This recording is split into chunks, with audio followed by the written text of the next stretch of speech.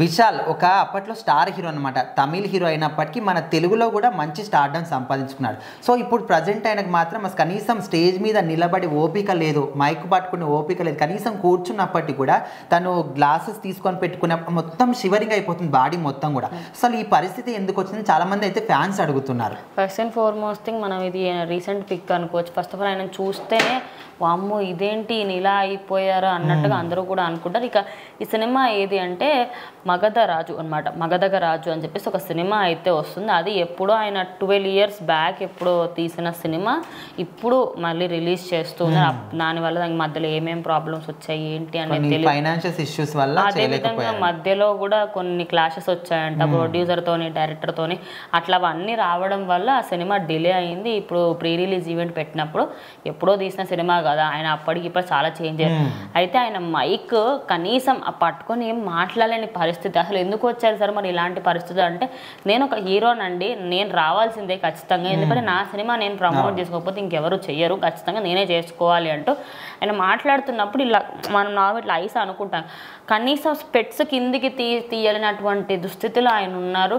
అసలు ఆయన చూస్తే అసలు ఈయనేంటి ఇలా అయిపోయాడు. ఒకప్పుడు ఆయన బాడీ ఎలా మెయింటైన్ చేశారు, జిమ్ బాడీ ఉండేది, అసలు అలాంటి మనిషి ఇలా ఎందుకు అయ్యారు ఏంటనేది ఫ్యాన్స్ అందరూ సర్చ్ చేస్తున్న క్రమంలో ప్రజెంట్ ఆయనకి కొంచెం మీద హెల్త్ కండిషన్ ఉంది, లైక్ ఫీవరిష్ సంథింగ్ ఏదో ఉందంటే మరి అది ఏంటి అనేది ఇంకా బయటకైతే రాలేదు. బట్ ఒక మెడికేషన్లో ఉన్నారు. ఆ మెడికేషన్ వల్ల మనం కొన్నిసార్లు చూస్తాం కొంతమంది మెడిసిన్స్ ఎక్కువ తీసుకుంటే ఫ్యాట్ అవుతారు తొందరగా. సో వాళ్ళకి డాక్టర్స్ కూడా అంటారు మీరు మెడిసిన్స్ తీసుకోకండి, మేము ఆల్టర్నేటివ్ ట్రై చేద్దాం, ఏదైనా టానిక్స్ కానీ లేకపోతే ట్రై చేద్దాం అంటారు. బికాస్ కొంతమందికి పడవు. మేబీ ఆయనకు అవి పడట్లేవా లేకపోతే ఆయన ఏజ్ పెరగడం వల్ల అలా అవుతుంది. ఇంకొకటి ఏదో షూట్ లో ఏదైనా ప్రాబ్లం అయిందని, నరాలు దెబ్బతిన్నాయని. ఇక్కడ ఐస్ నుంచి ఈ ఏరియా వరకు ఇట్లా బ్రెయిన్ సైడ్ వరకు ఆయన కొంచెం ఏదో డ్యామేజ్ అయిందంట. మరి అది షూట్లో ఏదో షూట్ అంటే స్టంట్ చేస్తున్న సమయంలో అయిందని చెప్పేసి కూడా ఒక వార్తుంది. అదైతే నిజమే, ఖచ్చితంగా ఆయనకు అయింది. బట్ దాని నుంచి క్యూర్ అయ్యారు. మరి ఇన్ని సంవత్సరాలు అయితే పట్టదు, ఎప్పుడు 2 years 3 years బ్యాక్ అయిన విషయము ఇన్ని రోజులు అయితే ఉండకపోవచ్చు అని నేను అనుకుంటున్నాను. ఎప్పుడు చాలా ఏళ్ళ క్రితం జరిగింది అది, మరి అన్ని ఏళ్ళ క్రితం జరిగింది ఇప్పటి వరకు ఉంటుందంటే ఖచ్చితంగా ఉండకపోవచ్చు. కానీ మేబీ ఆయనకి ఏదైనా బాడీలో కొంచెం డిఫాల్ట్ ఉండడము లేకపోతే ఏదైనా డిఫరెంట్ ఏదైనా రోగం ఉండొచ్చు.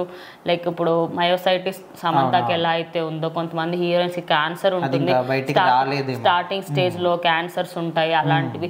అంటే ఆయన క్యాన్సర్ ఉందని నేను చెప్పట్లేదు, బట్ కొన్ని బయటికి రాని జబ్బులు చాలా ఉంటాయి కదా, సో అలాంటిది ఏమైనా ఉందేమో.